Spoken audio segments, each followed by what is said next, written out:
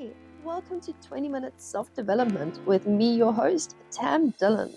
20 Minutes Self-Development, the podcast that's all about focused, effective self-development, one tool at a time. In each episode, I'll be introducing you to a specific practice or technique, and I'll be diving into why it matters, how it works, and how you can integrate it seamlessly into your daily life. In just 20 minutes, we'll get to the heart of personal growth and insights that make meaningful change feel both accessible and achievable. Let's get into today's episode. Hey, and welcome to this week's episode of 20 Minutes Self-Development, the podcast that explores practical tools for your self-development journey. So in today's episode, I'm going to be diving into a concept from Buddhist philosophy that can really help you navigate life's challenges with a whole lot more ease and a whole lot more peace of mind. And it's something called the middle way. So in modern day life, we really have it's just full of contradictions, really. On one hand, we're told to hustle and grind and push ourselves to the limit. And then on the other, we're encouraged to slow down and practice self-care and, we're expected to strive for success, yet we're also expected to be content with what we have. So with so many opposing messages, it's really hard to feel, which one is the right one for you. We can land up feeling really pulled in so many different directions, and we're left questioning, do I get up at 5 in the morning and hustle and grind and get my stuff done, or do I sleep until 10 because I was awake until 1 last night? Where is the balance? Which of these extremes am I supposed to go for? Which is the right one for me? What the middle way offers is an alternative to this constant back and forth. It's not about choosing between these extremes. Rather, it's finding that balance, a way to move forward without getting stuck in an all or nothing way of thinking. So in today's episode, I'm going to be exploring how the middle way applies to different areas of your life, how you can integrate it into your personal self-development journey, and also what is the middle way. Let's unpack the middle way a little bit more. So the middle way comes from the teachings of Buddha, who spent years seeking enlightenment through extreme approaches. As a prince, the Buddha lived in luxury, indulging in every pleasure. Whatever he wanted, he had. Like he really had access to whatever he could possibly dream of. But yet he found himself unfulfilled. So he literally had everything and anything he could possibly wanted, but yet there was still that huge sense of unfulfillment, a sense of disconnect, like something's lacking, something's missing. And for me, coming from a corporate background and knowing a lot of high-level people in high-level management, big business CEOs and managing directors, a lot of these people, they've achieved incredible things, massive successes, big houses, have all the cars, have all the money, go on the fancy holidays, do the whole thing. But yet they're just they feel empty on the inside. They feel like they've succeeded, but they still, haven't quite achieved everything that I'm supposed to. There's something that's missing. So there's this consistent thing of sure, you may have everything in the material realm, but likely if you're just fulfilled on the material aspect, you're not going to be completely fulfilled. So you're all just off on that one extreme. So the Buddha, in seeking truth, turned instead to severe asceticism, depriving himself of food, sleep, comfort, full material possessions, had nothing. And this too led to a sense of suffering. So on the one extreme, he had everything but felt unfulfilled. And on the other extreme, had nothing and just had a sense of suffering. So either way, we're not happy on either extreme that we're looking at. So eventually the Buddha realized that neither extreme was the answer. Rather, the path to wisdom and peace, it wasn't found in excess or deprivation, but in balance. So at its core, the middle way is really about avoiding the extremes. whether that's in thinking or behavior or lifestyle.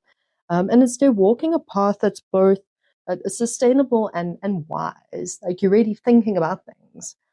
It's not about moderation for the sake of moderation. Rather, it's about making choices that lead to long-term well-being rather than short-term highs and lows. When you have everything from a material perspective, you can, have all the material highs that you want. But life is inevitable, and perhaps the wheel turns and you'd land up, heading into a realm where you'd land up with nothing, you know, and you're now experiencing the opposite end of that extreme. So it really is finding a place of fulfillment in no matter which extreme you're sitting in, finding a sense of balance between the two.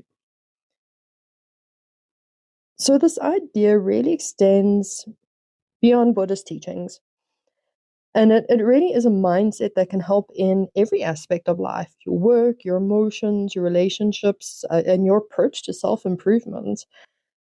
By embracing the middle way, you learn to recognize when you're leaning too far in one direction and how to course correct yourself before it leads to burnout or frustration or stagnation.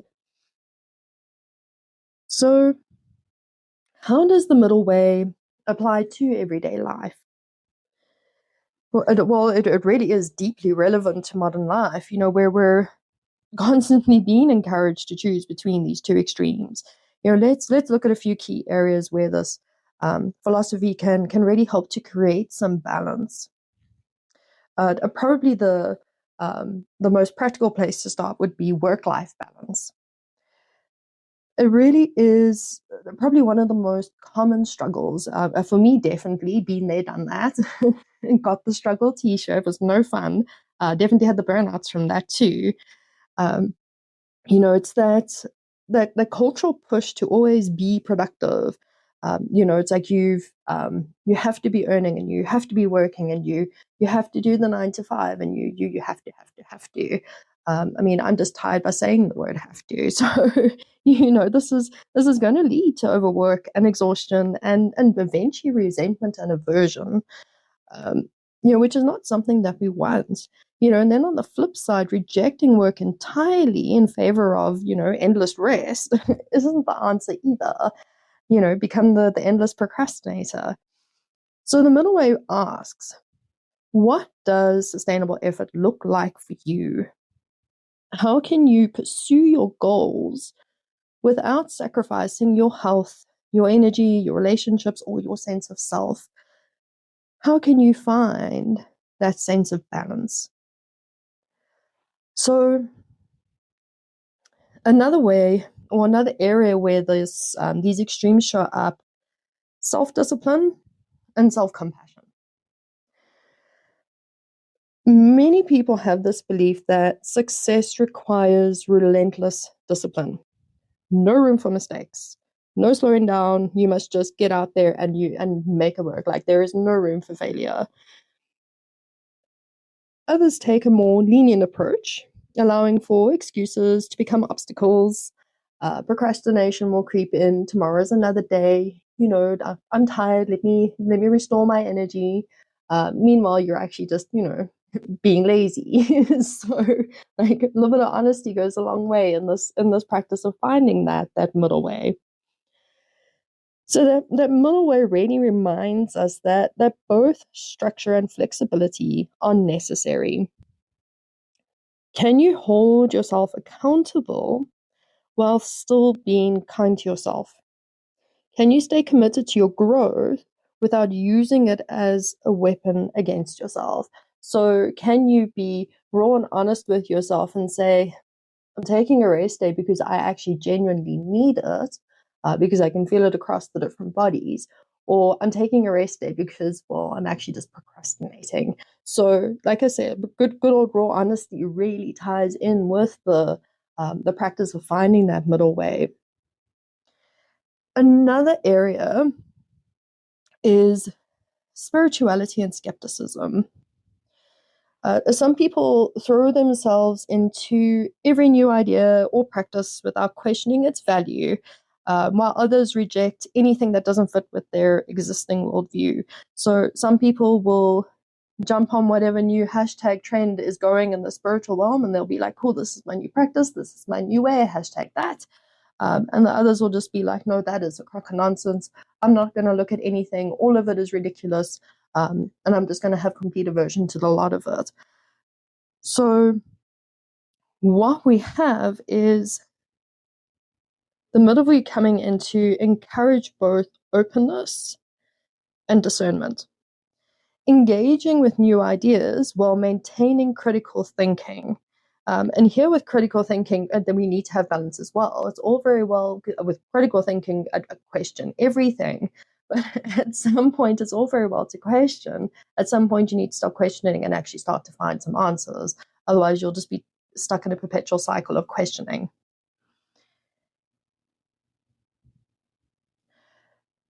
So instead of blindly just accepting or just dismissing something, you can rather explore things with a sense of curiosity and openness and wisdom. So it's, take what you need and leave the rest behind, but be willing to look at, is there potential to take anything in the first place? So have that openness, but bring discernment to the table. Emotional regulation is probably one of the most powerful applications of the middle way. Many people either suppress their emotions, believing they need to stay strong and push feelings aside, or they allow their emotions to just completely take over, reacting impulsively without any reflection. The middle way offers a third option, acknowledging emotions without being controlled by them. Instead of ignoring sadness, fear, or frustration, or being consumed by them, you can learn to sit with them, understand them, and rather respond intentionally instead of reactively. So let's look at a couple of practical ways to integrate the middle way into your everyday life. Understanding the middle way is one thing. Living it is another. So let's look at the practical ways that we can actually live the middle way, because it's all very well to have the theory, but let's dive into the practical. First, recognize the extremes in your thinking and your behavior. Like recognize your extremes. Pay attention to moments when you feel like you have to choose between two opposing options. Are you an all-in or completely disengaged? Do you push yourself to exhaustion, then crash into avoidance? Do you either restrict yourself entirely or overindulge? Noticing these patterns really is the first step toward balance. Like noting, like where are your extremes? Are you too much or too little? And where are you too much and too little? Secondly, ask yourself, what is enough? What does enough look like to you? Now, instead of swinging between overcommitting and withdrawing, overworking and procrastinating, overindulging and depriving, pause and reflect. What amount of effort, work, rest, or pleasure actually feels sustainable for you? I'll say that again. What amount of effort, work, rest, or pleasure actually feels sustainable for you? Sustainable being the operative word here, because sustainability is where balance is where we're going to find the balance. What is enough in this moment? Most important, what is enough in this moment? And do you have enough in this moment? And what more or less are you needing in this moment? Because in the present moment is really where we are consistently living, right? So finding middle ground allows you to move forward without burning out, without getting angry, without getting upset, without feeling frustrated. Thirdly, use mindfulness as a balancing tool. Mindfulness really is a phenomenal tool. It really is going to help you notice when you're being pulled too far into one direction. It helps to create space between impulse and action, and it really gives you the chance to choose a balanced response. A simple mindfulness practice, whether it's pausing before reacting, I highly encourage that practice, taking a couple of deep breaths when you're feeling overwhelmed, or just checking in with yourself throughout the day. It really can make a big difference. Checking with yourself throughout the day.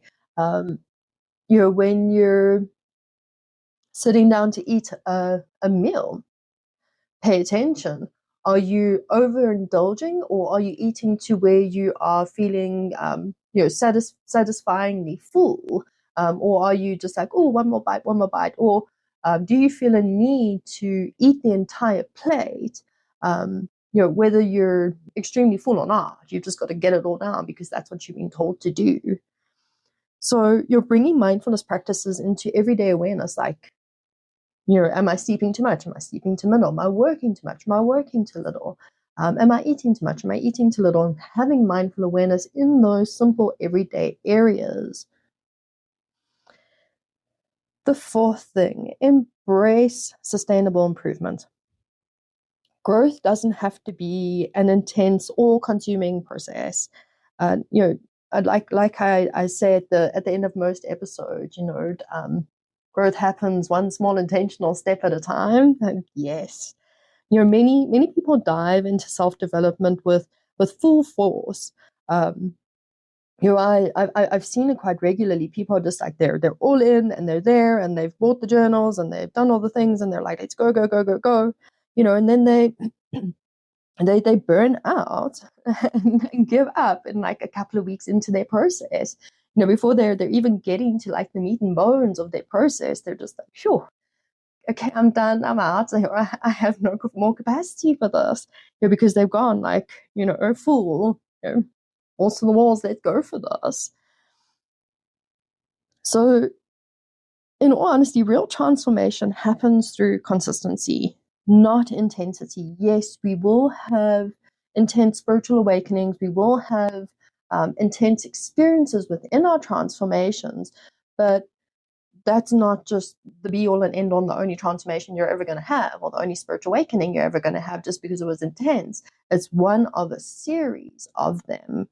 So you've got to remember that there's this consistency there. So instead of pressuring yourself to change everything at once or get everything done at once, focus on steady, intentional progress instead. So why does balance lead to a more peaceful life? I feel like I'm asking a pretty obvious question here, but nevertheless, let's look at this because it's actually helpful to understand this. The middle way isn't about compromise. It's about wisdom. It's about knowing when to push forward, when to pause, when to let go, when to hold on. It's about recognizing that balance isn't a place you arrive at. It's a way of moving through life. Living in balance doesn't mean avoiding challenges or hardships either. It means facing them with clarity instead of extremes. So, life throws the challenges and the hardships, and instead of, going to the extreme of freaking out or going to the extreme of like, this is not there and I'm going to pretend it doesn't exist, you're looking at it and you're facing it with,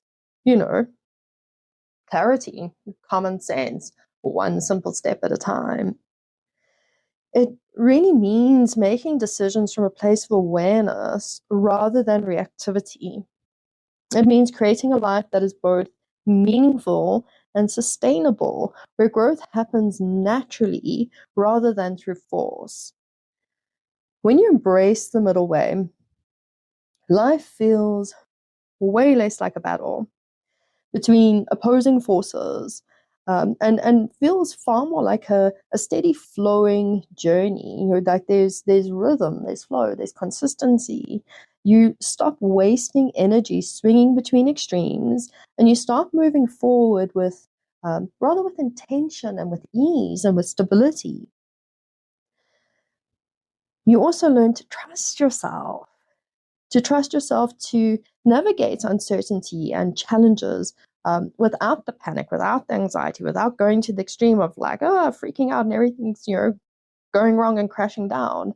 And you create a sense of peace that isn't dependent on external circumstances. So regardless of what extremes are going on the outside of you, you don't have extremes going on the inside. So the work of finding the middle way is actually an internal process for you to find balance in a world that is filled with extremes.